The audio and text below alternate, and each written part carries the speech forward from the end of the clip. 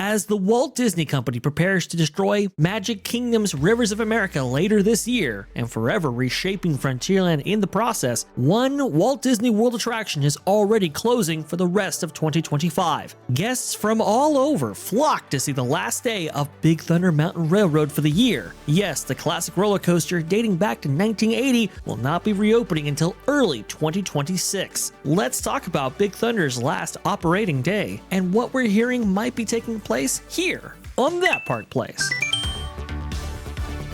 This brings us to our next story right here. Blog Mickey. Big Thunder Mountain Railroad is a popular road drop option. Today is its final day of operation until 2026. This was on January 5th here, and yeah, there were many people who wanted to see Big Thunder on its very last day of operation for this year. And you can see right here.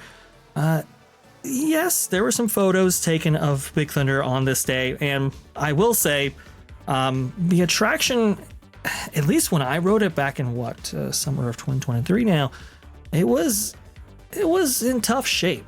I was actually quite surprised the condition that it was actually in. So I'm not necessarily against this refurbishment from actually taking place, and we harp on Disney for maintenance all the time. I think it should take place, but for an entire year, this is very unusual for this specific park here in Magic Kingdom. Not so unusual for Disneyland because of the heavy annual pass holder base they have out there. But again, visitors coming from all over the world to see Epic Universe, well, you won't be able to see Big Thunder while you're here.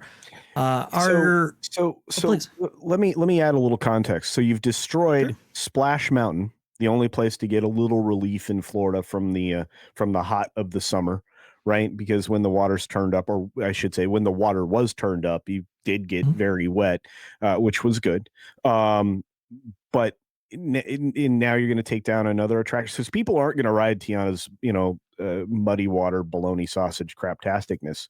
But they would normally ride Big Thunder. That's one of I have family members. This is their favorite attraction on property, and that won't be there. And then if they're in the process of destroying the most beautiful part of Magic Kingdom, which is, obviously Frontierland / Liberty Square and all of that, if they're in the process of destroying all of that, I mean, honestly, somebody tell me, what is there to draw you to any part of that part of the park, other than if you go south and go to Pirates or something like that? There's no more shooting gallery. I mean, again, I keep bringing this up. This is the truth. You get a net minus at Disney for the next year. The Magic Kingdom essentially ends at the end of Liberty Square. There's no, you've got the Country Bears, but nobody goes. Pecos Bill's also not super, popular. Marvin, I got to ask you, because you're the journalist here. Sure. When it comes to Country Bears, so the redo didn't do anything for people. So I like it. I didn't hate it at all. I mean, look, I love the original Country Bears. But I thought that they did some fun remixes, some classic Disney songs, and people were actually singing along when I was there. It was fun, but it's not lighting the world on fire. People aren't lining up outside the door to get into the place. It's still just, you walk in and there's maybe 20 other people in there, and you go in the theater with them, and I've only ever seen it once. I have not had the desire to go back and do it again. So it's not kind of the downgrade that it shows in the videos that I've seen of the attraction. I mean, it's a downgrade, don't get me wrong, but I can still find enjoyment in it. Okay. Would I have preferred they just left it alone? Yes. Okay. But then again, my first Country Bears was the Country Bears Vacation Hoedown.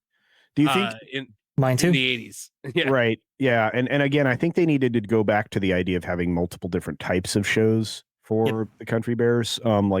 California was well known for before they destroyed that. But I think that they should have learned from the destruction of the attraction in California, that maybe it was a bad idea to destroy the last remaining version of it in Florida. But do you think maybe some of that, Marvin, is that they're not putting their best foot forward for the IP. They have very poor signage. They have not advertised it well. I've noticed that because of the lack of park maps, physical park maps, or the fact that they're trying to force everybody to the app for that, even though you still can find them. Do you think that that's also hurt the attractions, the Yes. ones that are underutilized? Yes, 100%. There was not a lot of pomp and circumstance made for the Country Bears. It is just kind of taking up space at the moment. And I think you're right about the maps. I mean, do you remember there was a time in which when you were going on a Walt Disney World vacation for free, you could make your own maps online. Like you go on the website, you make your own maps, you have on the map the stuff you want to go to, so that it's like, and then there were like different like versions of like theming that you could do with it, and then they mailed it to your house in this beautiful envelope. I mean, like there's none of that anymore. None of it. And yeah, you're right. People are looking at the map and on their phone now, and it's except for my wife. My wife actually likes to collect park maps. Me so too. When she sees a new park map or a specialty park map, she always picks it up. Yeah, Absolutely. I think that they lost marketing. Okay, so do you know if you know who Donald Ducky Williams is? He's the guy that produced all of the throwaway art, like whether it be a Disney postcard or whatever, or something to wish you a happy birthday. By the way, you used to get birthday messages from Disney through the mail, amongst other things, especially if you were a pass holder. But that throwaway art, right, was also included in the maps because Disney didn't realize initially that people were going to collect those, and then now obviously they know that. But at the same time, they were marketing materials. Do you realize that the reason that FastPass was so popular is because the marketing in the park physically and the marketing in the maps and everything else had FP with Donald Duck there, like pointing you out to all the places that had the legacy FastPass at the time. But it also was served as advertising for the attractions, right? They don't have that anymore. It's like what they do is they have wait times, but that's what you see on the app. When you look at the park map area on your phone, you're just seeing wait times. There's no real specialty advertising. The art, while reminiscent of the original park maps, are actually quite generic. So I'm sorry. And here's the issue. And I know we're supposed to be talking about Big Thunder, but this, I'm going to tell you right now, you take this down for a year outside of Pirates / Jungle Cruise. What are you going over to the west side of the park for? Nothing. Well, some people are talking about why even go to the park at all. Like Glitter, for instance, talking about how it's one of their favorite rides, and there really is no point in going to Magic Kingdom at all in 2025 if this is going to be the case. And I think there's a real argument to be had there. I will say it definitely needs some help, but in a year, that's quite a long time. I will also add, had somebody reach out to me. This was, I want to say, 6 months ago or something, talking about how Big Thunder was in really bad shape structurally. Oh no, that's been the case for a while though, Vash. I mean, it's had lots of problems. Yeah, well, I think they were talking about sinkholes. I was like, well, what are you talking about? Well, there's steel issues. There's steel issues. So that anyway, that's a entirely other conversation. So, well, I was just surprised to hear that, and they were adamant. They were like, they're going to be announcing a big closure soon. And I'm like, really? And it's like, yep, that's absolutely going to happen. And now we see it. Apparently, the new permits have this thing down for at least until March of 2026, which is even longer than what was initially brought forward on this whole project right here. And yes, indeed, it is now closed until 2026, as you can see right here. They've already started work on this on this beloved attraction by so many. Now, here's what's interesting. I think a lot of people were looking to get their last rides in because this is going to be the last time that people can actually ride this with the Rivers of America adjacent to it. It's a good point here made by Drew. We don't have time to get into this specific aspect of this story in great detail, but I think, this whole area is going to be transformed. And while Big Thunder might remain, the ambiance around it won't. That's a really good point. I hadn't even thought about that. Yeah. I keep thinking of the Rivers of America thing as if it's so far in the future, it's gonna be, delayed multiple times and this, that, and the other thing. But I think that's 100% right. They're not gonna wait till 2026 to start tearing this down. This is so sad. Nobody I know wants this. I have yet to find somebody who wants this garbage.